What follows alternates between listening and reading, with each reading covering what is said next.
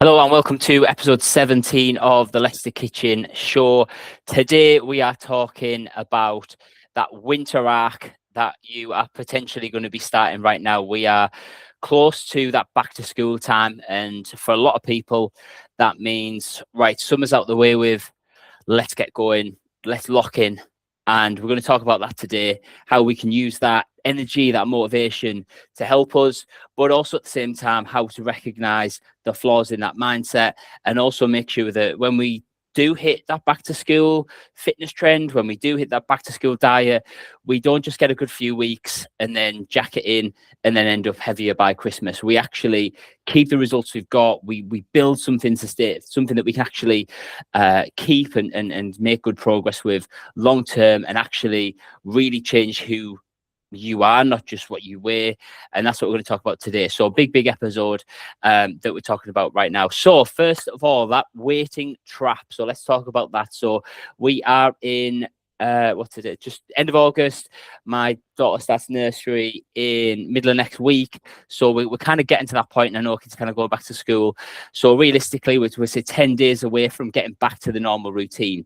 And if you are someone who did not make an attempt to lose weight over the summer holidays because you had a holiday abroad, you're out with a day-to-day routine with work and childcare, you were planning to do more fun things with the kids and family and make the best of that time, and you thought, right now I'm not going to work on getting in the gym or eating better or getting my steps up or whatever your version of health and fitness is, because you were waiting for the better time to do it, then I'm going to challenge you and push you on that, because there is definitely better times to try and lose weight. There is definitely better times to do that. So when we are back into that school era, when you're in the normal day-to-day routine, when you've got the summer holidays out the way with, it is going to be easier for you to get into a good pattern with your eating, because your structure kind of comes back. Work life, the school run, the post-school pickups and after-school clubs and all that kind of stuff. And a typical weekend starts to kind of form around you and around your life. And oftentimes we can do better when we have something a bit more predictable, a bit more structure in our life. So yes, it is probably a better time for someone who's starting out or trying to introduce new habits to start when the kids have gone back to school. But on the flip side of that, guess what happens every 6 weeks? The kids are off school for a week or two, or they're off for the full 6 week summer holidays. And however old your kids are, they're probably going to have school for a good few years, yeah, unless they're at that point where they're leaving school, then they're going to college, and that's a different kind of window of your life, which throws up, again, different patterns and things. But you need to crack this kids off school pattern, this kids off school scenario, because it's going to keep coming up. And the same applies to social events. When you've got, during obviously summer, more weddings going on, you've got birthdays throughout the year, you've got Christmas coming up, you've got Easter, bank holiday coming up, you've got lots of things that come up during the year which threaten your day-to-day pattern, that threaten the habits that you put in place to stay a healthy way or get in shape and exercise and eat well. So if you're always waiting for that perfect time, one, it probably isn't going to come realistically, because when the kids go back, then, do you know what I mean? Summer goes down the first week of the school year, work goes crazy, curveball from life happens, and you're still on the back foot anyway. But even if that is that perfect time, it's never going to last. You are always going to have these challenges thrown at you, whether it is something we can predict, like the school holidays, whether it's something we can predict, like bank holidays and Christmas and Easter break and just birthdays coming up in the household, whether it's something that's a bit more unstructured, like your social events, weddings, christenings, birthday, kind of other celebrations that you might have with friends and family. They're things that you know are coming, you just don't necessarily know why or when. And then the other one's going to be your day-to-day life. Do you mean when work goes really crazy, you can't necessarily predict that, you can't forecast when that's going to happen, but do you mean inevitably it is going to happen? You're going to get ill, work's going to get busy, something's going to go wrong with a house that you've got to fix. There's always going to be curveballs thrown at you. And if you're waiting for the perfect time, or you have been waiting for the perfect time, yes, back to school is probably going to be easier, but unless you want to get a good 4 weeks, lose a bit of weight, crash out and then regain it 4 weeks later. You need to fix this in the bad weeks. How do we survive the bad weeks? And that's really where a lot of people struggle. So if you have been in that waiting trap, you've been thinking, okay, well, when the kids are back to school, when it's the new year, when Christmas is done with, then this is hopefully a bit of a wake-up call, but you can do it. And how we're going to do that in terms of for your strategies and the way that I work with clients is we're just trying to forecast what's happening in the next 7 days, what is coming up in the next 7 days, and adjust accordingly to that. I was speaking to someone yesterday who's a member of the gym, and he was sharing that sometimes he can only realistically get in one time a week. He's got 2 kids. He's taking them to and from sporting activities. He's busy with work as well and kind of family life. And him genuinely is really genuinely time poor. So I kind of shared this concept with him to review that week. And typically Sunday works best because that's kind of most people's kind of chill out day. But what's coming up in the next 7 days? Okay, well, if I genuinely can only get one session in this week, and then that's a tough week, you might think, well, I can only get one session in. What's the point? I'll wait until 3 weeks' time when life's a bit quieter. But actually what he needs to do, and what you need to do if you're in that scenario, is think, okay, well, I can just get one session in. How do I make that the best session I possibly can? And how do I get nutrition to be the best that it possibly can around that? Because if we get some form of exercise in, we get good nutrition, we generally increase our activity levels. If your activity levels are pretty low, if you have an office job, if you sat at a desk a lot of times, if you don't generally move too much during the day, that could be your big 3 goals. Could be 1 or 2 sessions a week in the gym, clean up nutrition, good 80-20 rule in terms of what's good food versus quote bad food, and then getting just your general activity up combined with really good sleep and minimizing stress. And you're probably there making really great progress. So that's what we want to do. At the same time, we also want to dial it up. So you're not giving yourself a pass to sack it off and to take the easy road, and to give yourself a pass to sit in your ass and watch Netflix on a night when you could and you should be getting to the gym. But if you look at your week ahead and think, actually, it's pretty quiet. I've not got much going on social-wise at the weekend. I've got a couple of things, but that's not going to take up too much time. Work-wise, it's pretty quiet right now. My stress is pretty low. My sleep's pretty good. The kids are all in a good rhythm. They're happy. Amazing. Right, okay, well, this week is a time for me to push. This week, maybe I can get a second session in, or I can get 3 sessions in. Maybe I can work on my nutrition a little bit better. Maybe just improve it that little bit more. Not to get it 100%, not to get it eaten clean, freshly prepped meals 4 times a day that you make from scratch with organic ingredients and all this. But maybe you can tighten that up a little bit more. And all of a sudden, we then have a great week. So you've made a great week out of a great week of progress during a good week for your schedule and your life. And then on the tough week for your life, you've had still a good week. You've made some progress. Now, it's not the best possible progress ever, but guess what? You don't have the capacity for that right now. So it's about trying to be smart with that and adjust that as you go. And that's ultimately what you want to be looking at in your mindset. So if you have been thinking, oh, I'm going to wait until this happens, then we actually want to be switching that approach to think, okay, well, if it's a tough week for me and there's a genuine reason that it is a tough week for me, then okay, I'm going to do my best with it, because that's what the people who are in great shape and are in great shape all year round, that's what they're doing. They're getting out of 52 weeks a year, they're getting 35, 40 good weeks and 12 or 17 okay weeks. And in that, there's probably 4 or 5 which are kind of bad weeks in their terms. But over the course of the year, that helps them stay in that size 10, that size 12. That helps them go to bed on a night, not worrying about any health concerns that might be coming up. That helps them when they are playing in the garden with the kids and they're not sweating buckets and they're not panting and out of breath after 5 minutes. That helps them when they're getting ready on an evening and they can put on whatever they want to wear and they feel good in that. Now, they don't have shredded 6-packs necessarily, but they feel healthy, they have energy, they have confidence, and also as well, they feel really good because they're largely in control of they have agency over their life. They're not a victim to the circumstances. Now, yes, the circumstances do hit them hard sometimes, and that's something that happens with everybody, but they're the ones who are making the best of those situations most of the time. Again, even the best person in the world at this is going to struggle from time to time, and that's okay. So it's not about pretending that you're going to go into this amazing winter arc and you're going to lock in and you're going to be perfect for the next 52 weeks to get you down to 4 stone lighter than you are right now.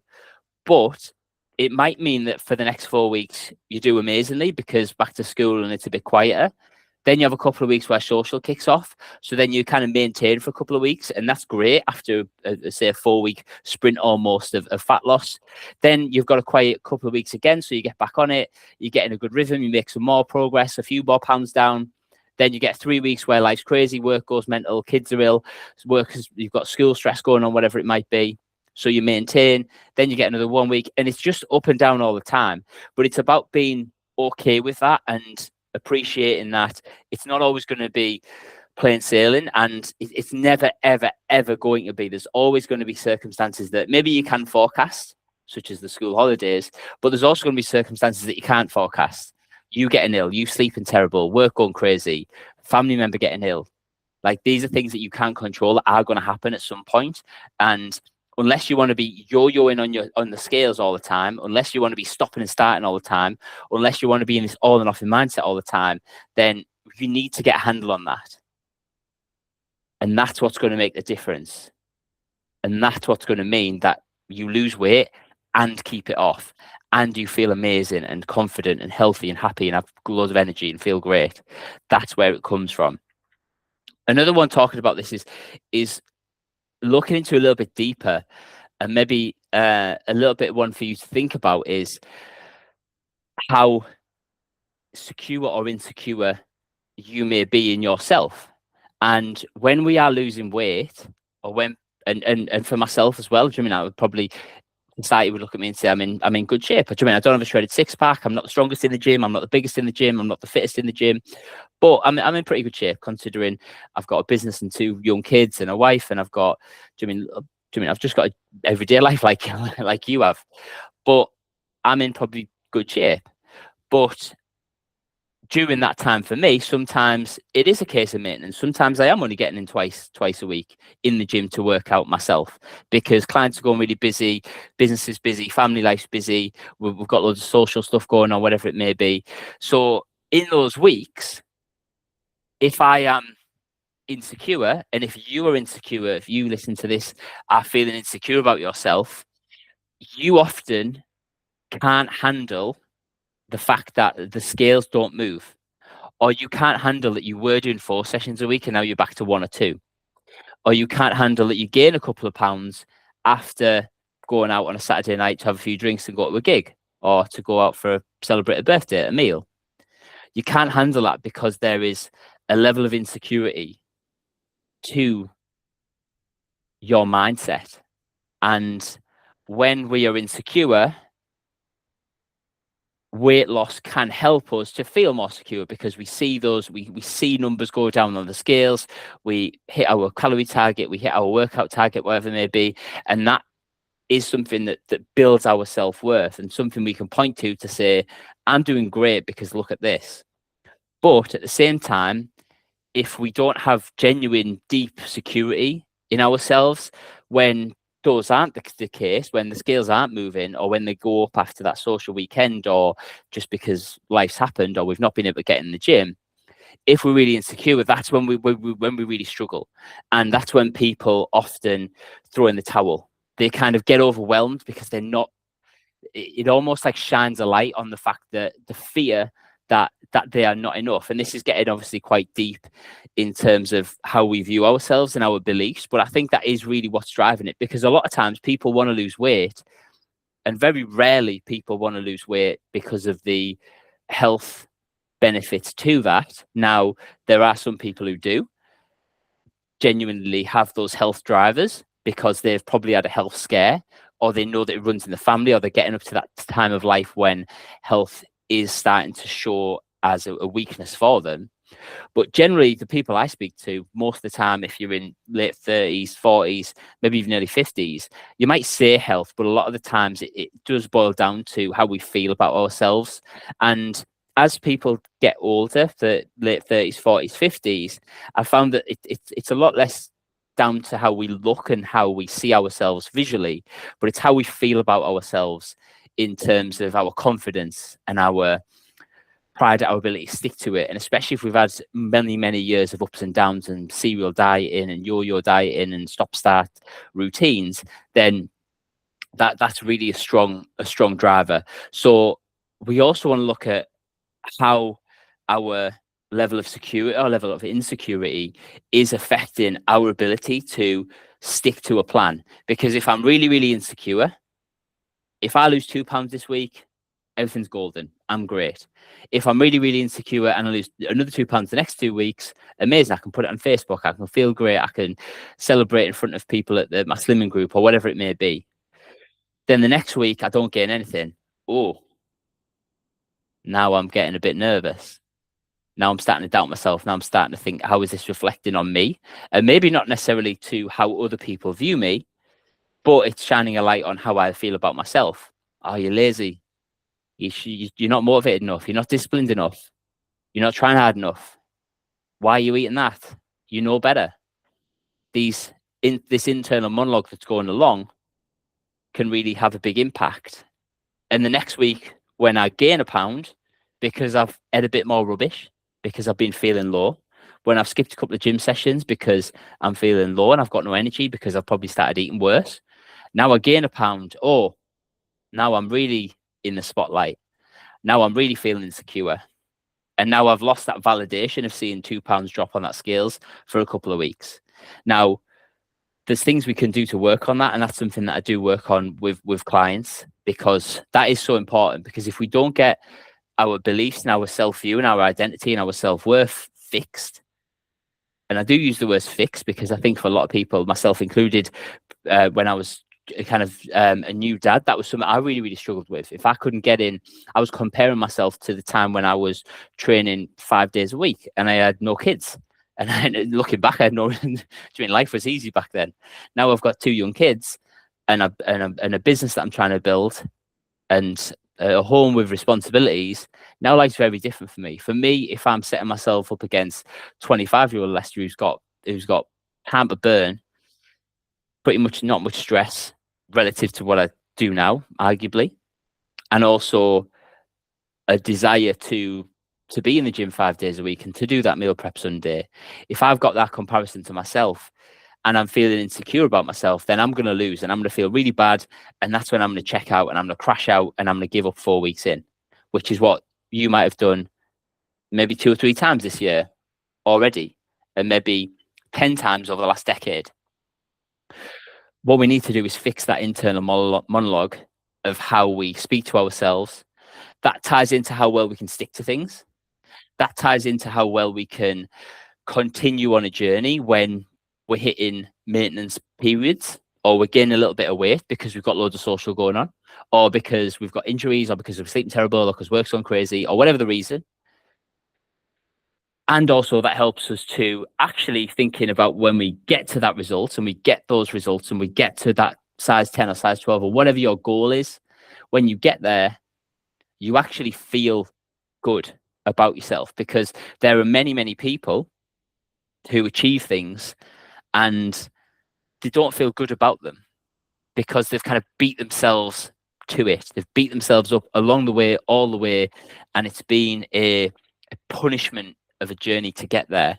So when they get there, they've spent the last 6 months, 12 months feeling terrible, but forcing themselves through with brute force. And when they get to the top of the mountain, they feel underwhelmed. They don't feel good. And that's oftentimes when people regain, because they think, oh, is this it? I don't feel any better about myself. And then they follow the habits, they regain the weight, and then they feel even worse than when they first started. But if we work on improving our self-worth, our values, our way that we see ourselves and that self-talk along the way, one, it helps us to stick to it and gives us a much, much, much, much, much greater chance of getting success and being able to go not just on a 4-week diet, to actually build something that's part of our lifestyle and something that feels a diet without being a diet, a workout plan without being something you dread. It's just part of who you are, which is ultimately what we need if we want to keep the results. That allows us to do that. And it also means that when we do get the results, when we do get in that size 10, that size 12, whatever it may be for you, you look in the mirror, you're trying some new clothes, and you don't go, oh yeah, but the back of my arms, I still don't like the back of my arms. Or I still don't like how my tummy looks when I sit in a certain way. Because even people in fantastic shape could still pick themselves apart, and many people do. So what we want to do is actually work on that self-talk and how we improve our opinion of ourselves and our ability to feel secure in ourselves, whilst also making genuine, tangible, physical improvements that we see as improvements in ourselves. So we go from a 16 and 18 to a size 10 or a 12, whatever your goal is. So we can do both at the same time. And that means that we're going to get those long-term results. And when we do have a tough week, we're actually able to survive it. So that's really my take on this back to school drive that is coming. And it's the same for the new year, the new year resolutions. It's the same thing. And these happen probably 2-3 times a year. You might have probably 6 to 8 to 12 weeks before the summer holidays. We'll have a pre-summer holiday, spring, let's get in shape for the holiday kind of push. So you've probably got 3 main points throughout the year: back to school, new year, and then spring, let's get ready for summer kind of windows where people are typically, right, okay, I need to do this now. And what we can do is we can use that energy, we can use that motivation, that thinking, okay, well, now's a really good time. Like, use that and let's go and push hard and make the most of it when life circumstances do line up. But at the same time, acknowledge that we also need to be able to continue on when those favorable circumstances go away. When it's a tough week, you need to be able to stay in the game. Now, you might not make as much progress, but we also don't want to cancel out the progress from weeks before. If we go 4 good weeks, 2 terrible weeks, and then 8 weeks where we don't do anything at all, then that's not going to help us. But if we do 4 good, 1 neutral, 4 good, 2 neutral, 1 gain, 4 good over the course of the year, that means that we have unbelievably changed our lives. And it probably doesn't take a year. I think 12 weeks in gives you an amazing window to get some fantastic results, probably a stone and a half, 2 stone, depending on what your starting point is. Energy is going to change. Habits are going to be starting to be formed, and life becomes easier in terms of sticking to you're building a diet that you can work through. You've probably gone through a few tricky spots in a 12-week window, so that sets you up really well for actually believing that, hey, I've pretty much got this. Whatever life throws at me, I can handle it, because I handled that weekend where we had those 2 weddings and we were out all weekend eating food out and stuff like that. And then I also handled that time when the boiler broke and we had a nightmare with the house. We had to get the builders around and the plumbers around, and it was just chaos for 3 or 4 days. And I survived that. And I survived that window when work was really crazy. That 2-week window when I was doing loads of overtime, I was doing early, so I couldn't get in the gym because I genuinely didn't have time. I was grabbing quick foods, easy to grab foods, and I still managed to maintain during that point. So I get through that 12-week window thinking, yes, I've made great progress, but also I've survived a couple of tough spells that would have knocked me out. And that allows me to think, okay, well, I can do this again for the next 12 weeks and the next 12 weeks. And until we get however many 12 weeks it takes to get you to that ultimate goal that you have. And once you do get that goal, guess what? Life becomes a lot easier. You don't need to train as much. You don't need to be as focused on your diet, because you have learned how to do it, and basically you've kind of built into a habit. It becomes like brushing your teeth when you first start. We've got 4-year-olds and 2-year-olds. They're learning. My daughter's 4; she can brush her teeth to a degree, but still have to help with certain bits to make sure he doesn't miss a tooth. When she's 6 or 7, not forecasting, but like they just do it themselves. Whereas my 2-year-old at the moment, he's all over the place with it, and understandably so. So you almost want to be humble enough to think that right now your nutrition and training is a bit all over the place. Do your best to get up to speed quickly. But once you have got up to speed and you know what you're doing, then it becomes easier. It becomes second nature. As long as we do something and build something that we don't hate doing. If we hate doing it, we're never going to be able to stick to it. What we want to do is find a diet that doesn't feel like a diet, that has some wiggle room for some fun foods and some social events, that doesn't make us feel guilty, that doesn't ban foods or make it really complicated and require loads of our time and energy and focus. And exercise-wise, not something we dread. something we can go in with a clear purpose. We don't feel lost and self-conscious on the gym floor.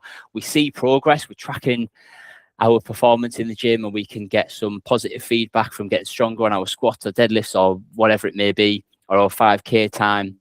And ultimately, if we manage some lifestyle factors as well, stress and sleep pretty well, then we're on to a winner. And that's what everyone who is doing well that you're looking at is doing. They're just a little bit ahead of the journey than you. So there we go. We are back to school seasons here.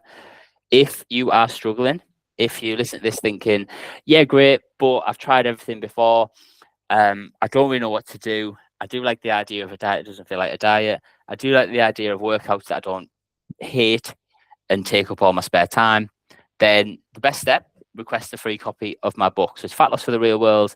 If you go to leicesterkitchen.com/free, you can get your digital copy. You can buy it on Amazon if you want. If you prefer